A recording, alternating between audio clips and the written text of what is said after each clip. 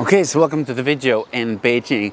I get a lot of questions and there's a lot of people talking about calories, macros, macronutrients, including myself. What is even that? So I figured I will just explain a little bit more in this video what it's all about, why it's maybe important, why it's not important. So yeah, let's get started. So actually first, I just wanted to mention that sometimes on the packaging it mentions kilojoule, not kilocalories. And that's another point, by the way. Normally you're talking about kilocalories, but people say calories for short. But basically 4.2 kilojoules is 1 kilocalorie. So if you read on the packaging like 1,000 kilojoule, for example, just kind of a rough estimate divided by 4, so that's probably like 250 calories. That's just the first very easy shortcut to think about it. The second part, I just want to make sure I get it right here. So I'm going to read the definition of what is actually. The definition comes from physics actually, and it's how much energy you need to heat 1 kilogram of water to increase by 1 degree centigrade. So yeah, that's how much energy. So that's why it's 4.2 kilojoule for 1 kilocalorie. So that's just the science background. So firstly, with that kind of science definition out of the way, I just want to clarify also, macronutrients and micronutrients are obviously different things. I'm going to talk mostly about macronutrients here. Micronutrients are more like vitamins and minerals and so on. Of course, obviously very important. And that's, maybe the difference between eating a lot of sort of natural whole foods that has that inside, vitamins and so on, vegetables, compared to processed foods where it's, basically taken out a lot of times at least. But for macronutrients, it's basically the protein, the fat, and the carbs. Actually, you could say that alcohol is another one, but I'm not gonna mention or talk about that so much here. And those three together, so protein, fats, and carbs, together make out the macronutrients that together make up the energy that goes into food, that is basically the total calories. So basically, if you have 1 gram of protein, that's 4 calories. 1 gram of carbs, that's 4 calories, and 1 gram of fat, that's 9. So 9 plus 4 plus 4, that's 17 calories. So in theory, if you have something that's 3 grams, 1 gram from each, you have 17 calories. So that's basically, if you look on the labels on things on the back side, you add them up one by one, sort of multiplying the weight of each macronutrient with the caloric value. You should actually get the total calories. But as you can see, it doesn't really happen that way, but at least in theory, that's kind of how it should work. These are, of course, estimates. It's not exactly 449, but roughly speaking, so I think it's good enough to just use it for thinking. I also just want to mention that we're talking about the dry weight. So if you're talking about, for example, rice or pasta, you look on the back side, it's like 100 gram, maybe it's like 50, 60, 70 grams of carbs or something, and the total calories maybe like 400. That's for the dry unit. So if you do rice, let's say 50 grams, you normally add twice that for water. So basically, after you cook it, maybe it's like 150 grams actually. And if you weigh that, you should not look at the 150 grams of sort of final rice product and look at the nutrition chart. You should look at the dry rice. So if you Google or check out sort of the calorie content normally of different things, make sure if you're looking at like 1 cup of cooked rice or the dry one, that can be a bit of a confusion, but just to make sure it's always the dry weight. Same with like meat or fish and things, it's uncooked normally, that's specified, or the backside. So yeah, good to think about. Okay, so I just wanted to give you guys kind of a real world example. Since it just came from the gym, I'm a bit tired, so I brought with me this very ripe banana. So how do you find out how many calories it has? Well, let's ask Google. You can just pick up your favorite browser, and I'm gonna show on my screen recorder here actually. Let me see here. So we type in banana calories, and you get a lot of interesting here. Banana calories, 100 gram per ounce. Banana calorie large, 121 calories. And this is maybe not the large one, maybe it is a medium one, 105. Okay, of course you can't be sure. So if you want to be crazy like me, you can see per 100 grams, 89, and you can actually peel it off and weigh it. And yes, that's normally how I do it, but you don't have to be crazy like me. But I would say most fruits like banana, apple, things are somewhere like 80 to 120 calories. So basically just every time you eat one, that's how I would kind of think about it. So I'm gonna enjoy this now. I'm not gonna record it, and then I'm gonna try something else after. So after that nice and energizing banana, you feel maybe I need some other kind of energy, like an energy drink, like this Monster. I'm not saying you should drink this all the time, but maybe you do every once in a while. And I picked this up, and it says great, 0 calories here. Or I'm not sure if you can see it, and it's in Chinese, but it claims to be 0 calories. But then you actually turn it around, and it's also in Chinese, unfortunately. Not sure if you can see. But anyhow, it actually says it has 36 kilojoule per 100 milliliters. So yeah, you can do the rough math there, divided by 4, so that's 10 calories per 100 milliliters, and yeah, it's basically water. So I would say this is 330 milliliters, so basically 10 calories times 3.3, so almost 40 calories in this, actually, even though it says 0, because you're allowed to round down, I think, when it's like close to the nearest, with an error margin also per 100 milliliters. So if you count it per 100 milliliter, it kind of doesn't really show up. But if you drink 10 of these per day, which I definitely don't think you should do, that would in theory at least be almost like 400 extra calories. Same with chewing gum, there could be a few calories each. So if you chew like a whole package, that can actually add up. So that's just something to keep track of. Okay, so since we went to the gym, but I'm not gonna have lunch until maybe in like 1 or 2 hours walking around, I'm gonna have a bit of a protein bar. And when I buy protein bars, and this, by the way, looks extremely nice from Quest, I try to go for ones obviously that have high protein and also high fiber. So I think this one has 20 grams of protein and also, let's see, 15 grams of fiber. But I think the interesting thing is when you look on the back side here, okay, so we have 20 grams of protein and we have 22 grams of carbs and 9 or 8 actually grams of fat. And when you actually add them up together, it says it's going to be 200 calories here. You realize that when you put the numbers together, you get 20 protein times 4 calories per gram of protein, that's 80. 22 grams of carbs times 4, so that's 88 from the carbs. And 8 grams of fat times 9 calories per gram of fat. So 80, 88, and 72 from the different macronutrients. And that actually adds up to 240, not 200. So they're allowed to not be exact and actually round down the packages. Of course, it's not going to change, everything, but actually that's 20% off. So what I typically do if I estimate my own calories is I actually count by macronutrients, so protein, carbs, and fat, each how many calories that contribute, and I add them up. And that can sometimes be higher, sometimes lower than what's stated on the packaging. But that's more if I cook myself, because then obviously it's not printed how many calories, but that's how I'll count it. But yeah, enough talking about that, let's try it. So I don't typically eat protein bars actually, but they're good if you're, out and about, like now, walking around or, at work or something, or, traveling, instead of having some unhealthy things. So this is the white chocolate raspberry. Smells very nice. Let's give it a try here. Looks very nice. Let's give it a try.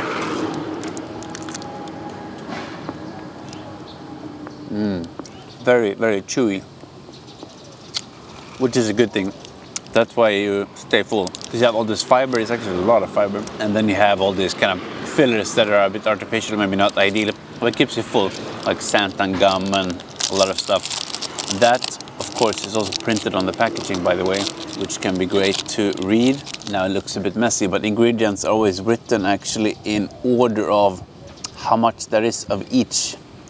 I think by weight, but I might be wrong. Protein blend, great, that's first. Erythritol, not sure what that is. Raspberry, that's great. Contains less than 2% of the following: sodium caseinate, sea salt, sunflower, lecithin, stevia, that's a sweetener.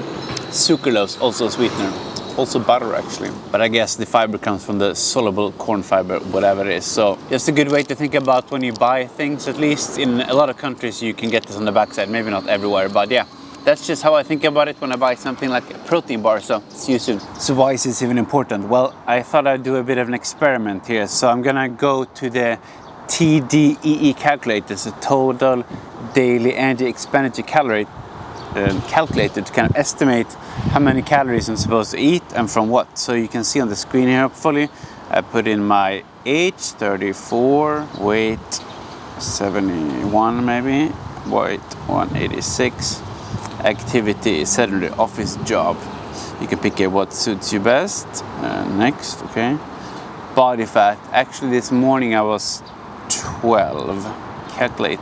What do we get? Your stats, 2,000 calories per day. Yeah, that's if I'm sitting down office job. Obviously, actually for me, I'm quite active. So let's maybe go back and change that. So we keep the rest same here. Office job, light. Moderate exercise, 3 to 5 days per week. Let's pick that one. Okay. Calculate. 2,665. That's actually very close to where I think I am, like 2,700 or something like that.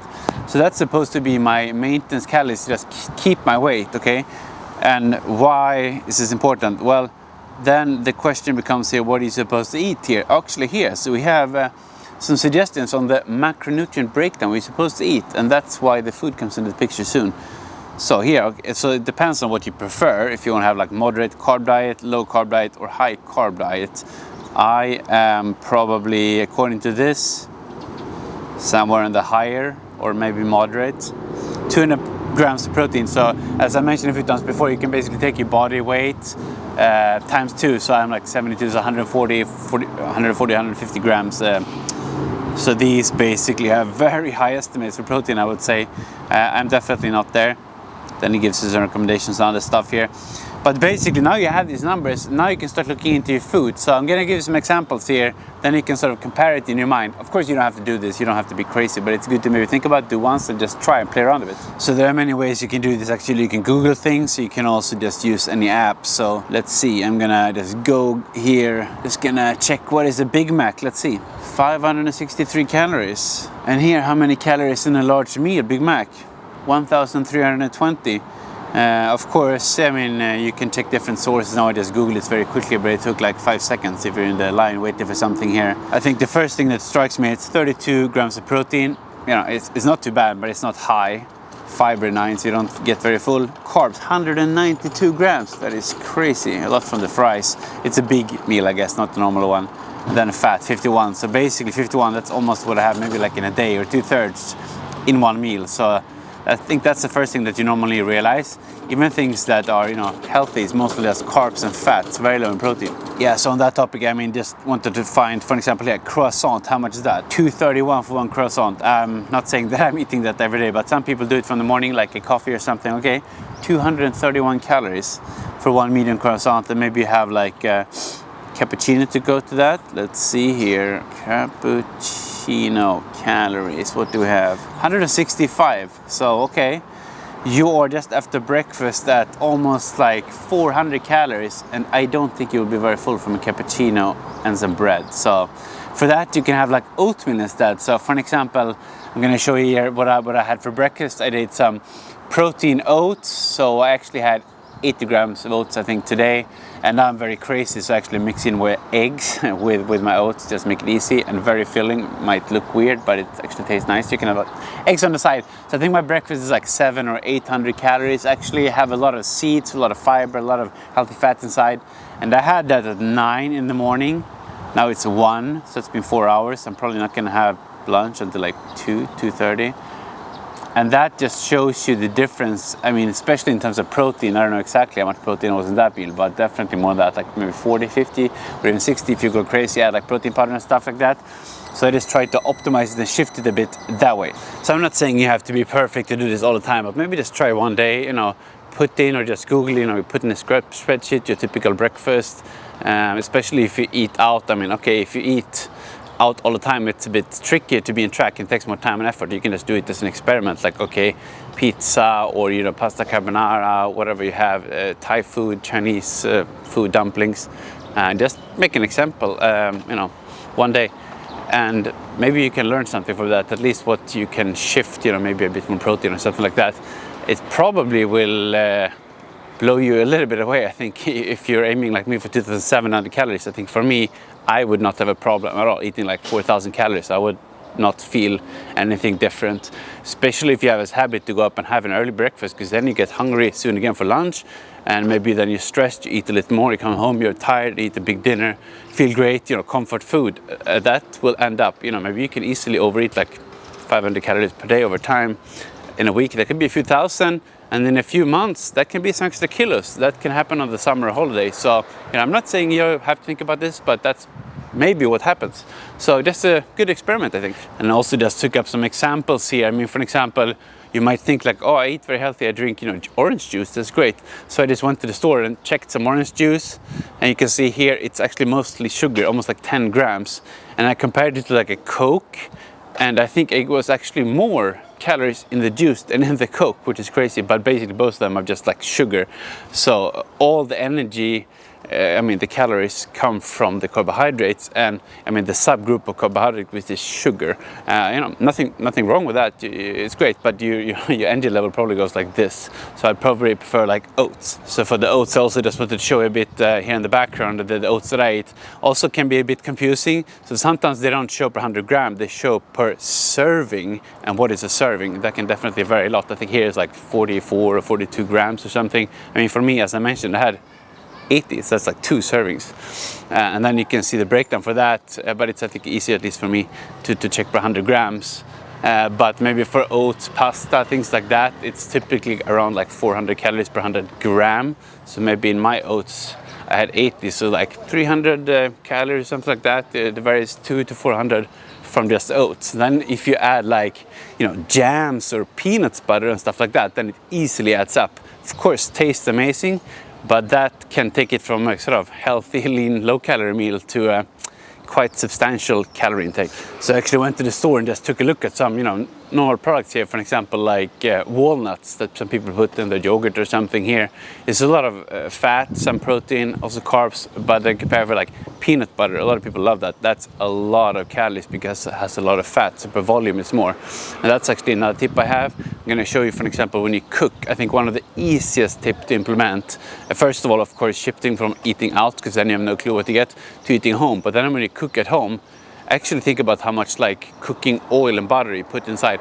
It's so easy and tastes so great to put that in, but what's the difference between 5 grams or 10 grams or 20 grams? It's actually a lot.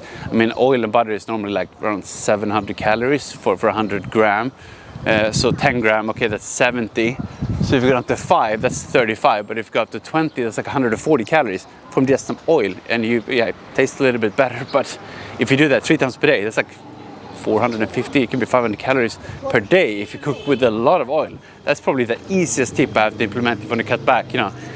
Don't maybe avoid it completely, but make half instead for butter and oil. Just very quick tip to implement. So yeah, let's move on. I also recorded some other staples in the background, like whole eggs, for example. One is normally like 54 grams, and that's like maybe 80 calories, something like that. But if you cut out the egg yolk, it's 32 grams, a little bit less volume, but then you cut back significantly. But the other also, basic things people probably have, like a snack, like a chocolate bar. I checked here in the background, it's like a lot of fat and carbs. Actually, not so much sugar, so it's not like maybe people have this sweet snack, but it's mostly from the fats. And you also have a lot of jams you can add, for example. That's also a lot of sugar. So cutting back on those, like the sweets, I would say, once again, you don't have to completely skip it, but chips and things like this, it adds up because it has a lot of fat, a lot of sugar. So that's why I think it would be good to think, what do you want? If you have this target in mind, the 2,000 or 2,600 calories, do I get closer to that? So once again, you don't have to follow it like crazy, but just reflect on it on a weekly level maybe. So that's another tip. I think just 2 final ones, common ingredients that people buy, of course, are like bread. So just comparing sort of white bread here with a darker, more fiber-rich bread.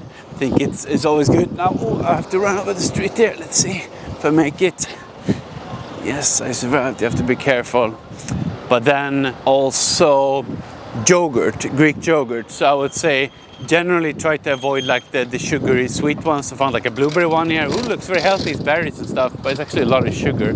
So I would probably go for the more like low fat one, or at least low sugar one with more protein. You can actually see it's a big difference here. Sometimes you have to do the math in your head, and it's also in Chinese here, but normally you list it in order like protein, fat, and carbs. It's always the same order, and it's in kilo joules sometimes. You have to convert it in your head by dividing by 4. But that's just some quick sort of cheat hacks in the store to decide what to buy. Yes, I think that's enough talking about calories and science and this kind of boring stuff for one video, so I'm gonna leave you guys here. But if you want to see more, you can also check out my Instagram here.